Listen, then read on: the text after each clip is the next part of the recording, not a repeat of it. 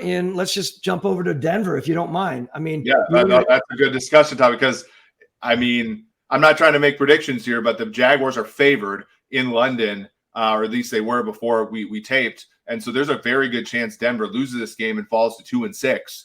I don't even know if Nathaniel Hackett survives that, especially with new ownership. So I think it's a good topic to talk about. Well, I've always been aghast when colleges were talking about making moves, and I was thinking they're only giving these guys 2 years. This is a different world. We know how it is. I'm still aghast thinking about a head coach, talking about a head coach getting, let go, fired, halfway through a season or whatever it is.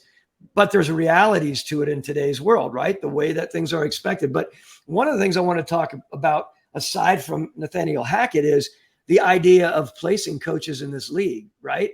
How that goes down. I mean, again, we could have our own session on this, our own episode on placing coaches and placing GMs. What the owners do with their process is very different from staff to staff and team to team. But it's worth a discussion. There are not a whole bunch of companies, and I'll let you expound on this. There are not many companies out there in that space. And yet there is so much money involved and so many, of course, mistakes out there. You can talk about it on the college programs, and you can talk it on, with it on the Matt Rule side of things, right? I'd love you to opine on that a little bit from the money standpoint, and then we can continue to talk about it. Yeah, I mean, I think that there are, and this is the thing, and like this might be something that we end up doing with all of our intelligence. I mean, you were hired with Mike Smith. I can't remember exactly the order there, but like, you're talking about 4 or 5 straight winning seasons. Then you hired obviously Dan Quinn, and that's 2 10-win seasons in the Super Bowl. You certainly have experience there, and I through PFF, through consulting, we've had some trips at the plate there. I think there are so many things that make that you can avoid mistakes in. And I think that's really where the issue is. It's like you're talking about mistakes that can cost you $40 million. And in a league where everybody makes the same amount of money, right? Like you're relative, other than like merchandise at the stadium, everybody makes the same amount.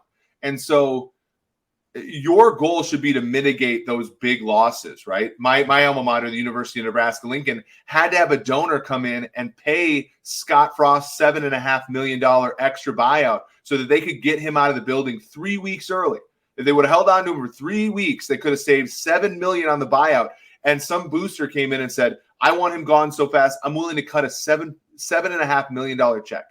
And so like these it's so what we call, left skewed, right? The benefits of having a great coach, and this, like they're Super Bowls, and there's a continued excellence, but ultimately, like, I think that the benefits financially for an owner are so capped, but the negatives are not, right? And whether it's the buyouts or whether it's the firing a person, like I grew up, my dad's a Vikings fan, like you watch Brad Childress, he's 1 year into a coaching, a new extension. He gets fired 10 games into that extension. It's like, well, that's money the Wilf's got to pay him, right? Mm-hmm. And I think that there are a number of ways that we at Sumer and the analytics community in general can help these people, whether that's, just asking Nathaniel Hackett, okay, end of game situation, I don't know, against Seattle. What do you do here? With a minute left on the clock and at 4th and 5? And I don't necessarily need to have them have the right answer.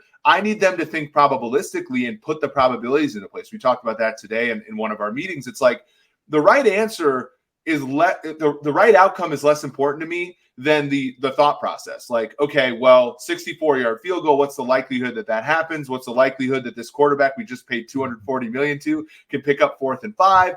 All this kind of stuff. You can vet coaches, I think, really well on the on-field stuff. I think you can vet them on the, you can look at their past, production for players and stuff like that. There's a number of different ways that we can find these coaches